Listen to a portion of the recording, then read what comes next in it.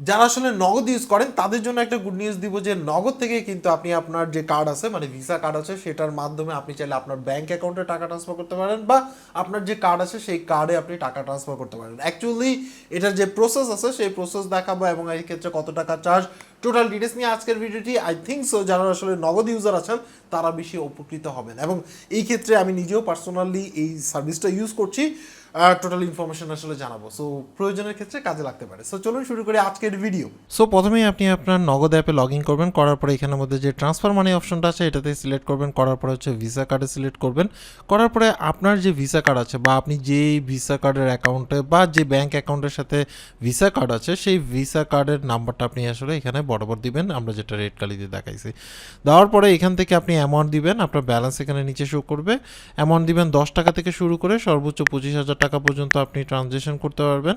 So এখানের মধ্যে আমি 1,000 টাকা ট্রান্সফার করতে চাচ্ছি, আপনি মানে 10 টাকাও ট্রান্সফার করতে পারবেন। এই ক্ষেত্রে আমার 1,000 টাকা ট্রান্সফার করতে খরচ হবে হচ্ছে 15 টাকা এবং এটা ইমার্জেন্সি টাইমে ধরুন আপনি কাউকে কোনো ব্যাঙ্ক অ্যাকাউন্টে পাঠাচ্ছেন, শুধু যে আপনার নিজের অ্যাকাউন্টে তা না, যে কারো যদি ভিসা কার্ড থেকে থাকে তার অ্যাকাউন্টে সরাসরি ইনস্ট্যান্টলি কিন্তু টাকাটা সেন্ড করে দিতে পারবেন। ওকে করবেন, দেন চাপ দিয়ে ধরে রাখবেন, একদম ইজি প্রসেস চলে যাবে, সাথে সাথে ইনস্ট্যান্টলি আপনি যে যাকে সেন্ড করেছেন তার কাছে মেসেজ চলে যাবে এবং তার অ্যাকাউন্টে কিন্তু এই টাকাটা যোগ হয়ে যাবে এবং আপনার অ্যাকাউন্ট থেকে টাকাটা কেটে নিবে এবং উইথ চার্জ এখানে দেখতে পাচ্ছেন একদম ইনস্ট্যান্টলি কিন্তু হয়ে গেছে। এবং আমি আমার যে অ্যাকাউন্টে টাকাটা ট্রান্সফার করেছি ইসলামী ব্যাংকে সেই অ্যাকাউন্টে কিন্তু অলরেডি টাকাটা প্লাস হয়ে গেছে এবং আপনি মেসেজও পেয়ে গেছে। সো এইভাবে করে অনায়াসে আপনি আপনার নগদ অ্যাকাউন্ট থেকে যে কারো ব্যাংকে আপনার যদি তার ভিসা কার্ড থেকে থাকে সেই ভিসা কার্ডের অ্যাগেনস্টে আপনি টাকা ট্রান্সফার করতে পারেন উইথ চার্জ।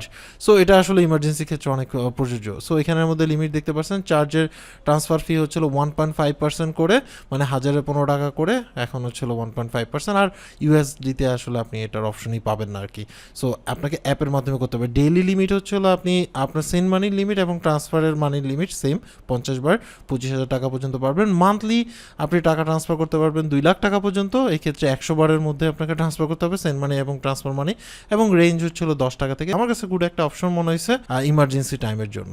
সো এই ছিল টোটাল ডিটেলস। বুঝতেই পারছেন যে কিভাবে আপনি আপনার নগদ অ্যাকাউন্ট থেকে অনায়াসে আপনি আপনার ব্যাংক অ্যাকাউন্টে টাকা ট্রান্সফার করতে পারেন। এই ক্ষেত্রে মাথায় রাখতে হবে যে অবশ্যই ভিসা কার্ড হতে হবে এবং ওই ভিসা কার্ডের মধ্যেই আপনি আসলে ট্রান্সফার করতে পারবেন। এই ক্ষেত্রে অনেকের কিছু কোশ্চেন থাকতে পারে, সেই কোশ্চেনটা হচ্ছিল আপনি কি আসলে ডুয়েল কারেন্সি কার্ড বা পেইওনিয়ার টাইপের এই কার্ডগুলোতে টাকা ট্রান্সফার করতে পারবেন কিনা।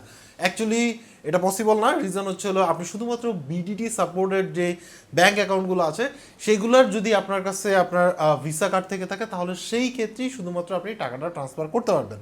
সো মানে হচ্ছিল আপনার অ্যাকাউন্ট থেকে কার্ডের মাধ্যমে ব্যাংক অ্যাকাউন্টে চলে যাবে একেবারে ইনস্ট্যান্টলি। আমার ক্ষেত্রে কোনো সময়ের প্রয়োজন হয়নি, সেটা তো অলরেডি দেখলাম। সো আজকে এই পর্যন্ত। অ্যাকচুয়ালি আপনার কাছে এই ইনফরমেশনটা কেমন লাগছে বা আপনি কি আসলে এটা ইউজ করতেন কিনা, বা আপনি আসলে নগদ ইউজার নাকি বিকাশ ইউজার নাকি আপনার হচ্ছিল আদার্স কোনো মোবাইল ফাইন্যান্সিয়াল সার্ভিস ইউজ করছেন, কোনটার মধ্যে বেশি বেনিফিট পাচ্ছেন সেটা অবশ্যই কমেন্টস করে জানাবেন। সো আজকে এই পর্যন্তই। যারা এখন পর্যন্ত আমার এই চ্যানেল সাবস্ক্রাইব করেন এই যে সাবস্ক্রাইব বাটনটা আছে সেটা প্রেস করে দিবেন এবং সাথে যে বেল আইকন আছে সেটা প্রেস করে অল করে দিবেন, তাহলে নতুন কোনো ভিডিও যখন পাবলিশ হবে সবার আগে দেখতে পারবেন। সো আজকে এই পর্যন্তই। সবাই ভালো থাকবেন। আল্লাহ হাফেজ।